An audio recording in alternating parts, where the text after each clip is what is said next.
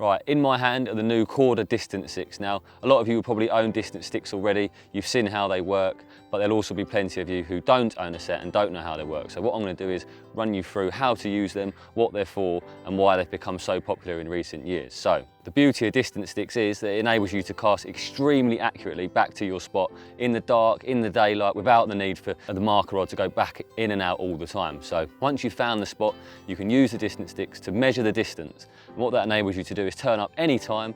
You know, you can be 6 months down the line. If you've logged the distance, you can turn back up into the swim, cast right back out there to exactly the same spot as if you've never left the swim, when in reality, you know, you may not have cast out there for a very long time. There's a very simple process that I use when using the distance sticks, and that enables me to be pinpoint accurate of both my rigs and my baiting. So I'll run you through how I do that now. First of all, when I go into the swim, I'll use a marker rod or a leading rod, either of the two, but I'm using that rod to find the spot. So I'll have a lead around, casting and casting and casting until I find what I'm looking for. Once I've found that perfect area, it's time to mark that rod up using the distance stick. So you put the first stick into the ground, and if the ground is firm, you can use the T-bar provided to help twist that pole into the ground nice and firmly. Once you've got your first distance stick into the ground, you've got two choices. You can either use the rope provided to measure out 12 feet, or you can use your fishing rod. It's entirely up to you, but either way, you want the poles to be 12 foot apart. That's about an average that people use. You can, of course, do it shorter, but the standard is to do it 12 feet, which is a rod length. Once you've got your second pole in the ground, you're ready to start wrapping up the distance using the rod you found the spot with. So whether that's your marker rod or your leading rod, that's what you're going to be using to measure the distance first time around. I place either the lead or the marker float round one of the poles, and then from there I'm going to begin to wrap the line round, one after another. Keep going round and round and round, and eventually you'll hit the clip which you positioned earlier after locating the spot.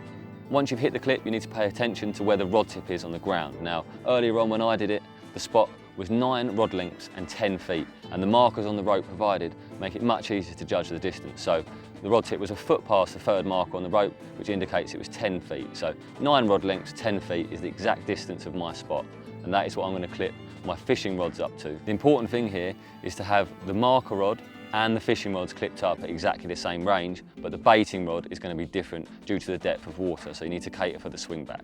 So I put the float back out there, which is clipped up to exactly the same distance as my rigs, and when I pop that float straight up to the surface, I'm not going to pull it back or anything, I'm just going to cast it out there to the clip, pop it straight up to the surface, and once it's on the top, I can then cast the spom out there.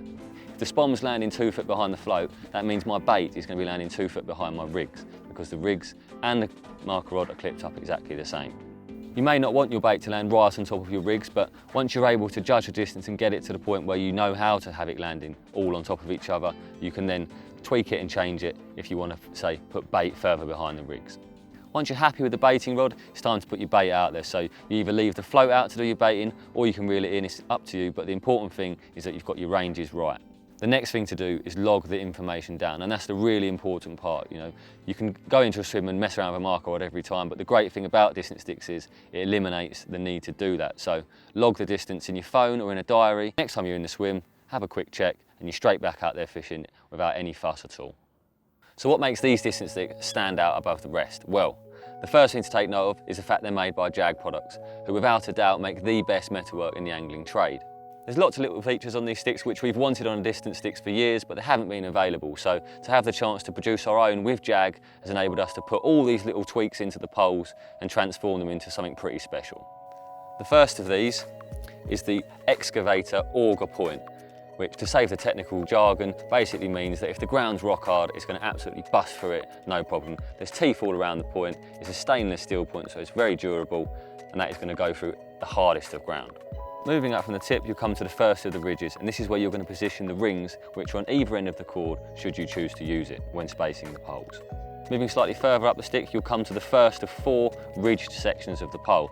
Now, the reason these are here is to house the line. So when you're wrapping round, the line isn't able to slip up over the top of the pole, and that is one of the biggest problems you will ever have faced if you are a user of distance sticks. I've had it plenty of times. The line skips up over the top because these ridges aren't on most poles. And once that happens, you get a bird's nest, and a lot of the time you've got to start afresh, and sometimes you've got to cut all the line off that you've now lost. So these eliminate that perfectly. A very simple yet very effective addition to the pole. Moving further up, you'll find a small hole. That houses the T-bar, so the small stainless steel piece that comes supplied with the pole, that pops through there, and inside there's a ball bearing which is spring loaded. which means as the pole goes in, it clicks at the halfway point and creates the perfect T-bar. Once the pole is in the ground, don't forget to remove the T-bar. That's going to make things very complicated when wrapping up if you do leave it in place. At the top of the pole, there's a tapered plastic part, and inside this, you're able to house an isotope, which means that during the night time, when you're wrapping around the poles, it's much easier because you can see exactly where they are. In the top of this plastic part is a built-in target level, and this will enable you to put the poles into the ground perfectly straight. The poles themselves are made from super strong aluminium.